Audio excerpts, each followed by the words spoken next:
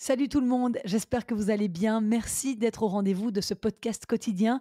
Petit changement de programme de dernière minute, je serai toute seule aujourd'hui pour ce numéro parce que Philippe a eu un contretemps et ne peut finalement pas me rejoindre. Alors figurez-vous qu'il est tard, j'attendais que le dernier match se termine, mais il est 17h20 en Belgique. Vous avez bien entendu, et le dernier match de la journée à Melbourne vient tout juste de se terminer sur la Rod Laver Arena, 3h20 du matin à Melbourne, mais ça valait tellement le coup de regarder cette bataille époustouflante de plus de 4 heures entre Daniil Medvedev, triple finaliste à Melbourne, et Lerner Teen, un adolescent californien de 19 ans, 121e mondial, qui est parvenu à terrasser l'ancien numéro 1 mondial en 5-7. Dernier finaliste du Masters de la Next Gen, ce jeune homme a bousculé le Russe d'une manière éblouissante au terme d'un match aux échanges de fonds de cours interminables. Lerner Teen a remporté les 2 premiers sets avant de se procurer une balle de match dans le tie-break du troisième. Le Russe, au bord du précipice, a ensuite remporté facilement la quatrième manche, 6-1, face à un adversaire qui avait pris un petit coup sur la tête et avec une expérience quasi nulle dans des matchs en 5-7. Il semblait atteint moralement, mais c'était sans compter sa ténacité et sa résilience. Il est parvenu à renaître de ses cendres dans le 5e set pour s'adjuger le match au super tie-break, alors que Daniil Medvedev avait servi pour remporter la rencontre à 6-5. Quelle audace, ce jeune homme, un futur grand champion de la génération des Alex Michelsen, Joao Fonseca, Nishei Bazavaredi, vraiment toute une nouvelle génération de joueurs qui est en train de montrer de quoi elle est capable à Melbourne depuis le début de la semaine. Et Daniil Medvedev, qui était l'un des favoris du tournoi, est dehors au deuxième tour. Ça, c'est vraiment la grosse surprise de cette journée à Melbourne. Et si on rembobine le fil de la journée, elle a commencé par une surprise avec l'élimination sèche de Hubert Hurkacz, 6-4, 6-4, 6-2, tête de série numéro 18, par Miomir Kecmanovic au deuxième tour. Le Serbe, 51e mondial, va retrouver Holger Rune au prochain tour. Le jeune Danois de 21 ans a gagné son combat face à Matteo Berrettini, ce match palpitant dont Christophe Wiegen et Philippe Dehaze avaient parfaitement prédit l'issue. Ils avaient dit que l'Italien ne parviendrait sans doute pas à s'extirper des griffes d'Holger Rune et de sa fougue. Le Danois a battu l'Italien en 4-7. Le tableau d'Holger Rune s'est légèrement ouvert avec l'élimination de Hubert Hurkacz. S'il passe la marche Kecmanovic, il retrouvera Yannick Sinner au tour suivant. Holger Rune, 13e mondial, qui rejoue à un très bon niveau et qui confirme sa bonne fin de saison l'année dernière avec ses 2 demi-finales à Bâle et au Masters de Paris. Alors Yannick Sinner, il a franchi son deuxième tour, mais non sans avoir été malmené en début de match par l'Australien Tristan Skulkate, 173e mondial. Invité par les organisateurs, ce joueur de 23 ans expliquait avant la rencontre à quel point il connaissait bien les cours de Melbourne Park pour s'y entraîner très régulièrement. Et c'est vrai qu'il est monté sur le court sans aucun complexe, avec un plan tactique très clair, d'être entreprenant, de prendre la balle tôt, de trouver les trajectoires extérieures au service pour pouvoir venir faire service volé. Et il a réussi à le faire à la perfection pendant 1 heure. Il a mené 1-7-0, ce qui a provoqué un petit tremblement de terre sur la Rod Laver Arena, puisque le numéro 1 mondial restait sur une série de 29-7 gagnés consécutivement. En face, Sinner n'était pas complètement libéré, beaucoup plus imprécis que d'habitude, mais ça n'a pas duré. À 3-3 dans le deuxième set, il y a eu un momentum où Yannick Sinner a breaké 3 fois de suite et là, il a déroulé pour gagner les 3 sets suivants, 6-4, 6-1, 6-3. C'était clairement pas un grand Yannick Sinner et il a expliqué en fin de match devoir absolument élever son niveau de jeu. Donc, c'est qu'il ne se sentait quand même pas au top. On l'a tout de suite vu aussi dès le début du match, Yannick Sinner. Mais ce match nous a permis de faire connaissance avec Tristan Skulkate, un Australien qui évolue plutôt sur le circuit Challenger. Et l'Australie, comme la Grande-Bretagne, elle a un incroyable contingent de très bons joueurs dans ce tournoi, dont Alex de Minaur, Alexei Popyrin, Jordan Thompson, 3 joueurs dans le top 50. Et parmi eux, 2 sont toujours en course au 3e tour, Aleksandar Vukic et Alex de Minaur, qui a sorti le joueur qualifié américain Tristan Boyer en 3 petits sets. Il affrontera au prochain tour Francisco Cerundolo, qui figurez-vous, a profité de l'abandon de Facundo Diaz Acosta, ce diable d'Argentin qui a sorti Zizou Bergs au premier tour, hein, rappelez-vous. Et Christophe Willigen nous avait dit qu'il avait vu que Facundo s'était tordu un petit peu la cheville à la fin du cinquième set. Alors, est-ce que c'est ça? Voilà, il faudra vérifier, mener l'enquête. De son côté, l'Australien Alexander Vukic, lui, jouera contre Jack Draper, le Britannique tombeur d'un autre Australien hier, Thanasi Kokkinakis, qui a perdu leur bataille en 5-7, une bataille de 4h30 dans une ambiance complètement électrique. Mais Kokkinakis est apparu blessé à l'épaule face à Draper. Et d'ailleurs, la paire Kokkinakis-Kyrgios, qui jouait ce matin, tenante du titre, hein, en double messieurs à l'Australian Open, a déclaré forfait au premier tour en double. Donc le show n'a pas duré très longtemps pour les spectateurs venus en nombre pour assister au match de ces deux joueurs assez emblématiques en Australie. On a eu droit à d'autres combats en 5-7 cette nuit. D'abord entre Thomas Martin Etcheverry et Marcos Giron. C'est le moins bien classé des deux, Giron, 46e à l'ATP, qui s'est imposé brillamment et il s'offre le droit de jouer le numéro 1 mondial, Yannick Sinner. Un autre thriller en 5-7 a vu tomber un Américain, Frances Tiafoe, 16e mondial. Il a été mis KO par les coups de l'intrépide Hongrois Fabian Marozsan. C'est sa 8e victoire en carrière sur un joueur du top 20, Marozsan. La semaine dernière à Hong Kong, il s'était même offert le scalp d'un top 10. Il avait sorti Andrei Rublev. Et le dernier match en 5-7 de la journée impliquait le bourreau de Rublev au premier tour de cet Open d'Australie, le Brésilien de 18 ans, Joao Fonseca. Il a été éliminé par l'Italien Lorenzo Sonego, énorme matcheur. Un combat de 4 heures, très beau, qui s'est sans doute joué à l'expérience parce que c'était le 9e match en 5-7 dans la carrière de Sonego, le tout premier pour Fonseca. Le Brésilien a commis quelques petites fautes inhabituelles en fin de 5e set face à un Sonego très solide tout au long de la rencontre. Et l'Italien de 29 ans, 55e mondial, égale sa meilleure performance en Australie, celle de disputer un 3e tour. Gaël Monfils n'en finit plus de gagner. Le Français s'est imposé avec autorité cette nuit face à l'Allemand Daniel Altmaier, 101e mondial. Victoire en 3-7, 7-6, 6-3, 7-6. Après sa finale remportée face à Zizou Bergs à Auckland, il en est à sa 7e victoire consécutive. Son prochain défi s'annonce beaucoup plus délicat par contre. Il défiera Taylor Fritz, numéro 4 mondial, qui a balayé Christian Garin 6-2, 6-1, 6-0. Ce sera un sacré défi pour Gaël Monfils, sachant que le Français n'a gagné qu'une seule fois contre un joueur du top 5 sur les 5 matchs qu'il a disputés contre des joueurs du top 5 en carrière. C'était à Cincinnati l'année dernière.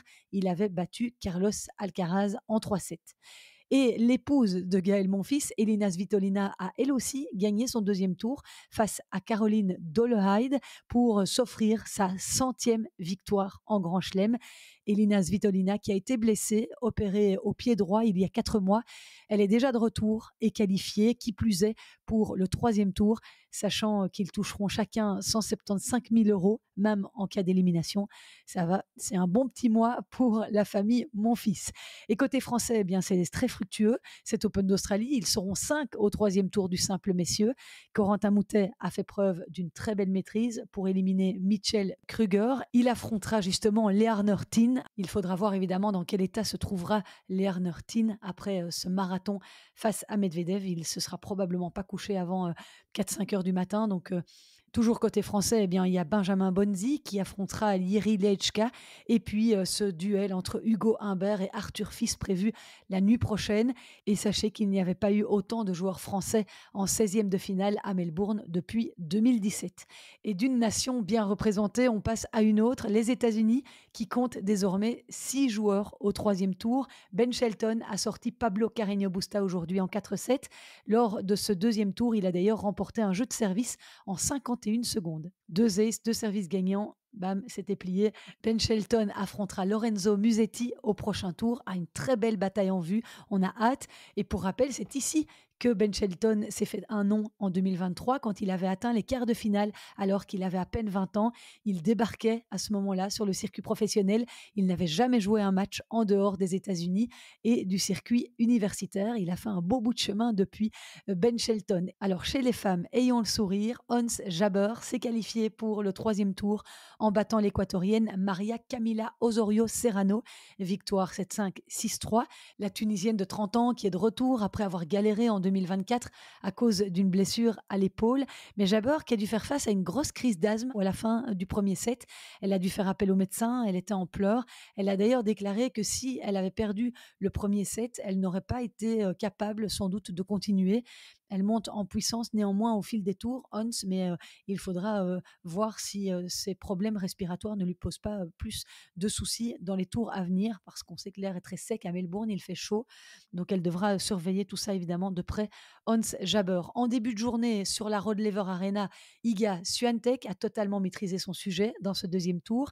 Elle a sèchement dominé en 2-7 la Slovaque Rebecca Sramkova, 49e mondiale, en tout juste une heure de jeu, 6-0, 6-2.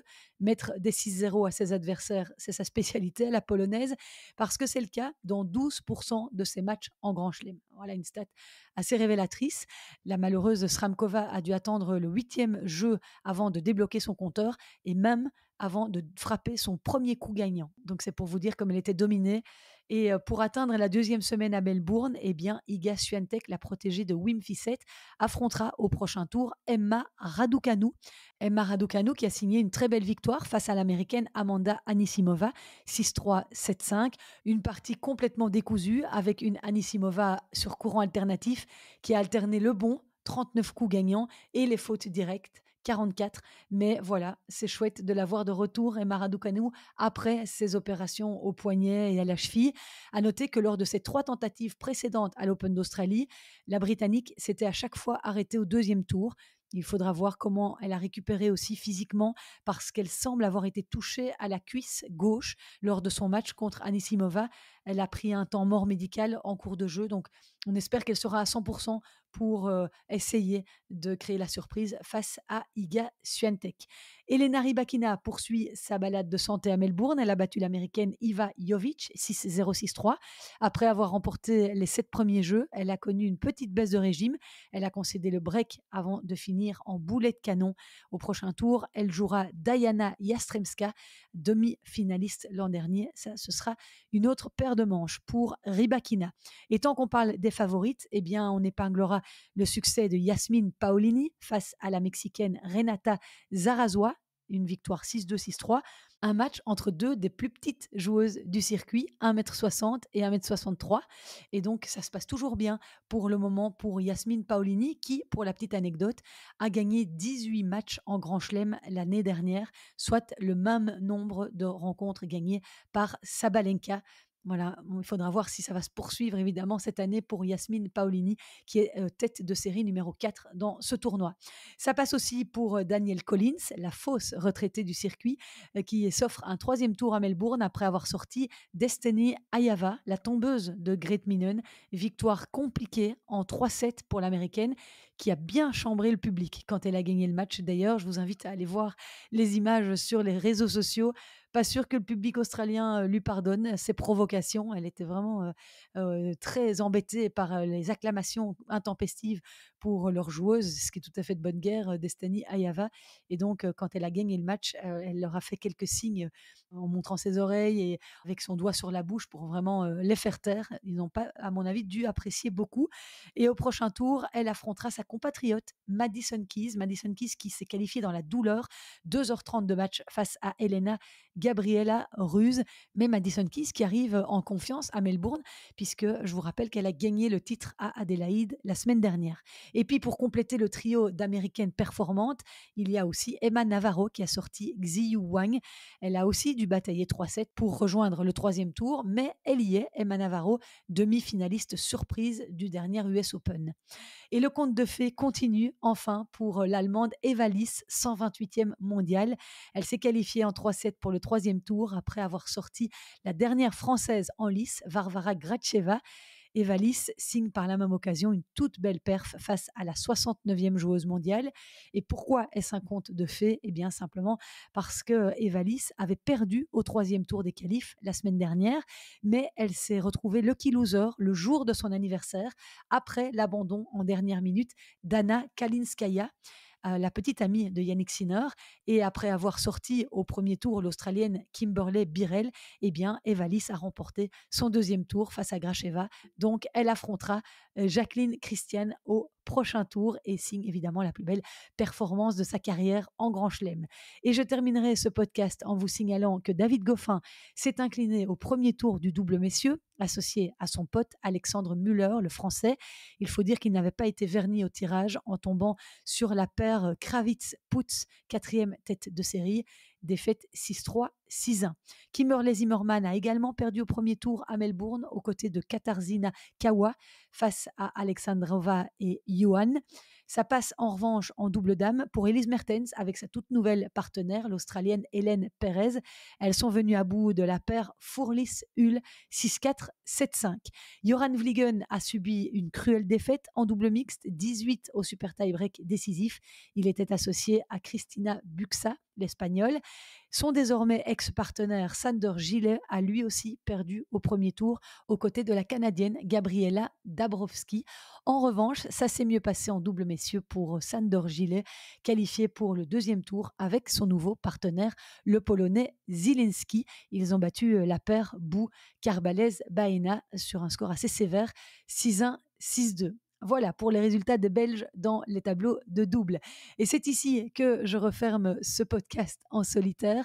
Merci beaucoup d'avoir été au rendez-vous. Je vous retrouve demain avec un peu de chance avec Phil et je vous souhaite une excellente soirée. Vous pouvez me retrouver, je vous rappelle, sur les réseaux sociaux, sur YouTube pour ne rien manquer de tout ce que je vous propose pendant cet Open d'Australie. À demain. Ciao.